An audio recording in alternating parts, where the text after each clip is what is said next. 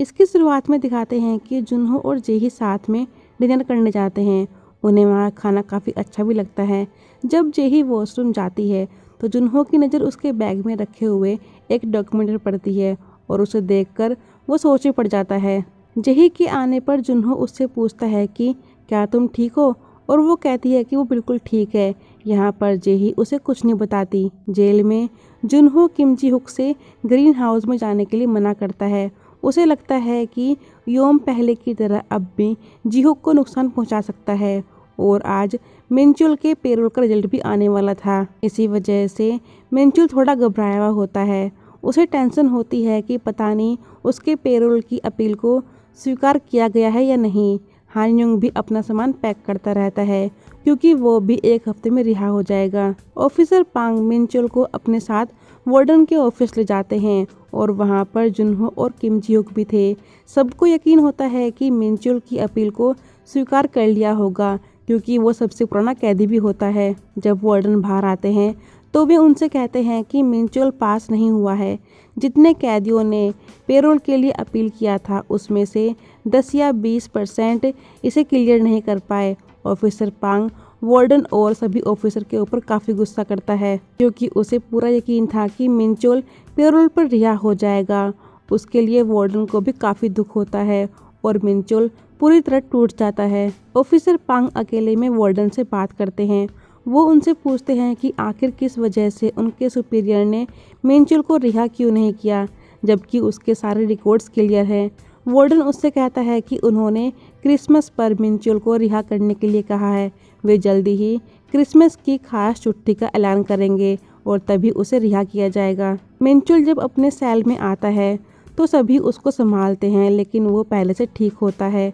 Officer पांग ये बात जुनहो और सोंग को बता देते हैं कि मिनचुल को क्रिसमस पर रिहा किया जाएगा, लेकिन वो ये बात किसी को बताने के लिए मना करता है, नहीं तो इस बार फिर से उसका दिल टूट जाएगा। जुनहो किम जी हुक को योम से दूर रहने के लिए कहता है क्योंकि उसे पूरा यकीन होता है कि वो किम जी हुक को किसी भी तरह नुकसान पहुंचा सकता है। जी हुक कहता है कि वो इंसान पैसों का भूखा है और वो पैसों के लिए कुछ भी कर सकता है। जुनहो किम जी हुक की तरफ देखकर उसको सावधान रहने के लिए कहता है क्योंकि वहाँ पर वो भी काफ़ी अमीर होता है। उधर योम उसी गैंगस्टर के लीडर से मिलता है और योम उसे अपना बॉस बना लेता है।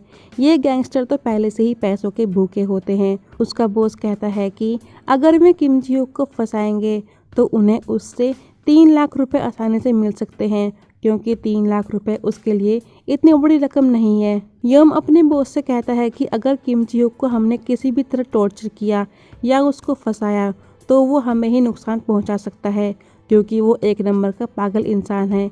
इसलिए उसे फंसाने के लिए उन्हें पूरी प्लानिंग करनी होगी, तभी वे किम जी हुक को फंसा पाएंगे। जब योम ग्रीन हाउस में काम करता रहता है तो वो वहाँ के कैदी से किम जी हुक के बारे में पूछता है क्योंकि जब से जोम यहाँ पर आया था किम जी हुक ग्रीन हाउस में काम करने के लिए नहीं गया था। वो कैदी उससे कहता है कि वार्डन ने उसे खुद का ग्रीन हाउस प्रैक्टिस रूम दिया है, वो यहाँ पर आए या ना आए, लेकिन जी हुक प्रैक्टिस करना नहीं छोड़ता।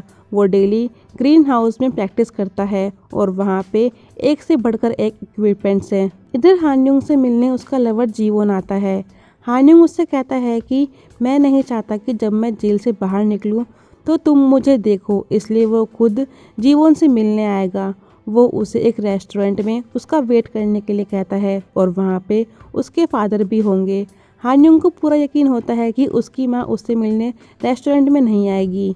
जीवोन उससे कहता है कि जब तुम जेल से बाहर आओगे तो वो तुमको एक गिफ्ट देगा। हानयुंग उससे पूछता है कि तुम मुझे क्या गिफ्ट दोगे। तभी उनके मिलने का समय खत्म हो जाता है। मिनचुल से मिलने वही लड़की आती है। वो उससे कहती है कि आप मेरे साथ एक दोस्त की तरह रहें, मुझे अच्छा लगेगा अगर आप मेरे दोस्त बन जाएंगे। मिनचुल उससे पूछता है कि यहाँ जेल में और भी कैदी हैं जो उससे ज़्यादा अच्छे हैं, फिर तुमने ही मुझे क्यों चुना। तभी मिनचुल उसके गले में पहना हुआ वही रिंग देखता है जो उसने अपनी वाइफ को दिया था। वो उससे कहता है कि तुम मेरी बेटी हो ना, और वो सच में उसकी ही बेटी होती है। ये जानकर मिनचुल बहुत रोता है क्योंकि उसकी वाइफ उसे रात को आने के बाद यही बताने वाली थी कि वो प्रेग्नेंट है, लेकिन मिनचुल उस रात घर नहीं आया था। उसे और उसके गैंग को पुलिस ने अरेस्ट कर लिया था। अब दिखाते हैं कि जीवोन हान्योंग का उसी रेस्टोरेंट में इंतजार करता रहता है जिसमें उसने कहा था, और वहाँ पर उसके फादर और उसकी मॉम भी आते हैं। जब हान्योंग जेल से बाहर निकलता है तो उसे लेने के लिए कोई भी नहीं आता, क्योंकि उसने खुद वहाँ पर आने के लिए जीवोन को मना कर दिया था। हान्योंग वहाँ से निकलने के बाद उसी आदमी के पास जाता है जिसने उसे सबसे पहले ड्रग्स दिया था, और वो उसे दोबारा ड्रग्स लेने के लिए कहता है। हान्योंग अपने आप को बहुत रोकता है ताकि वो ड्रग्स ना ले, लेकिन आखिर में वो ड्रग्स का इंजेक्शन अपने आप को लगा ही लेता है, और तभी पुलिस उसको अरेस्ट करने पहुंच जाती है। वे तीनों उसी रेस्टोरेंट में उसका इंतजार करते रहते हैं। जीवोन भी काफ़ी परेशान होता है कि अभी तक हान्योंग क्यों नहीं आया। तभी वो अपने सामने से गुजरती हुई एक पुलिस की गाड़ी को देखता है। उधर जेल में मिंचुल की बेटी उससे मिलने डेली आया करती थी, और वो उससे मिलकर काफ़ी खुश भी होता है। जब किम जियोक प्रैक्टिस करता रहता है तभी गैंगस्टर के गैंग का ब्राउनी वहीं पहुंच जाता है। वो उससे कहता है कि तुमसे वार्डन मिलना चाहते हैं, और वो उसे वहीं लेकर जाता है जहां पर व्योम होता है। वो किम जियोक को ब्लैकमेल करता है कि उसकी नज़र में एक रिपोर्टर है, और वो उसको किम जियोक के बारे में सब कुछ कह देगा कि उसे जेल में सारी सुविधाएं मिल रही हैं, यहाँ तक कि उसका अलग से एक प्रैक्टिस ग्रीन हाउस भी है, और वार्ड ऑफिसर भी उसका पूरा सपोर्ट करते हैं। अगर ये बात बाहर आ गई तो इससे सभी का नाम खराब होगा, और साथ में नेक्सन का भी नाम खराब होगा। किम जियोक उससे कहता है कि तुम्हें क्या चाहिए। योम उसे अपना पर्सनल अकाउंट नंबर देकर बोलता है कि उसे पूरे 3 लाख रुपए चाहिए, और इसके लिए वो किम जियोक को 1 हफ्ते का टाइम देता है। सेल में किम जियोक उसी के बारे में सोचता रहता है।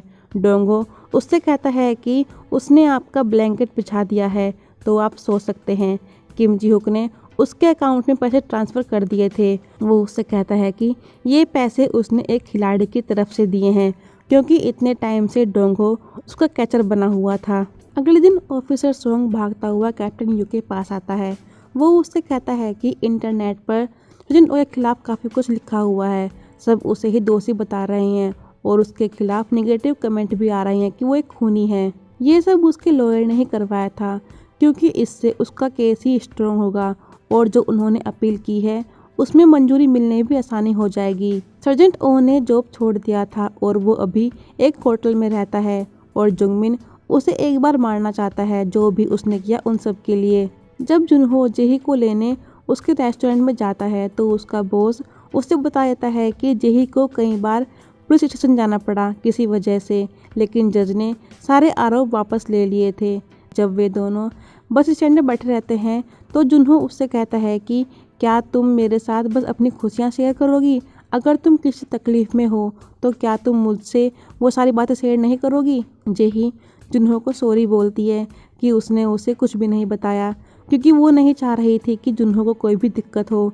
लेकिन वो उससे कहता है कि आगे से चाहे कोई भी खुशी हो या कोई परेशानी वाली बात हो, तुम सब कुछ मुझे बताओगी। अब यहाँ पर इन दोनों के बीच किस हो जाती है, क्योंकि जुनहो कभी भी जेही के ऊपर गुस्सा नहीं करता, वो हमेशा उसे प्यार से ही समझाता है। उधर जिहोक से मिलने जिहो आती है, और दोनों एक दूसरे को देखकर काफ़ी खुश भी होते हैं। जिहो ने वही रिंग पहन रखी थी जो जिहुक ने उसको गिफ्ट में दी थी, और मिंचुल से मिलने उसकी बेटी आती है।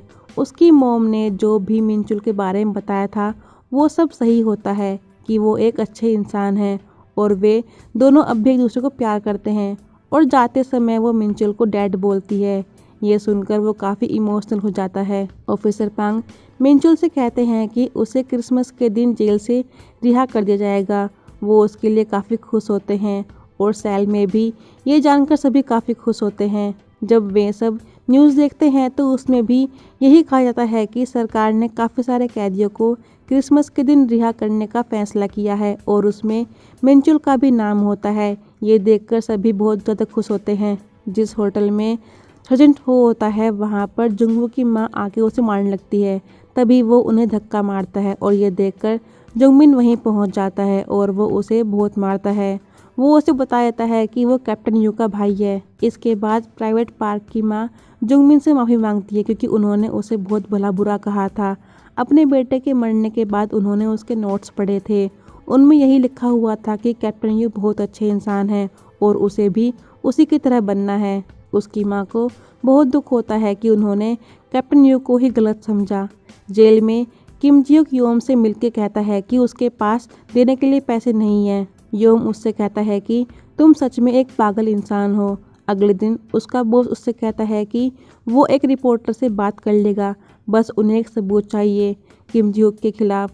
वो योम को प्रैक्टिस ग्रीन हाउस की पिक लाने के लिए कहता है, जिससे ये साबित हो जाएगा कि किम जियोक को जेल में सुविधा मिल रही है। जब योम ब्राउनी के साथ ग्रीन हाउस जाता है तो वहाँ पर उन्हें कुछ भी नहीं मिलता, वो बिल्कुल साफ होता है और इसका आइडिया जिहुक को जिहो ने ही दिया था, क्योंकि उसके निकलने में 2 महीने ही बचते हैं और वो उससे ग्रीन हाउस का सारा सामान वहाँ से हटाने के लिए कहती है, ताकि वहाँ से निकलने के बाद कोई भी उसके ऊपर सवाल ना उठाए और आगे की प्रैक्टिस वो बाहर निकल के भी कर सकता है।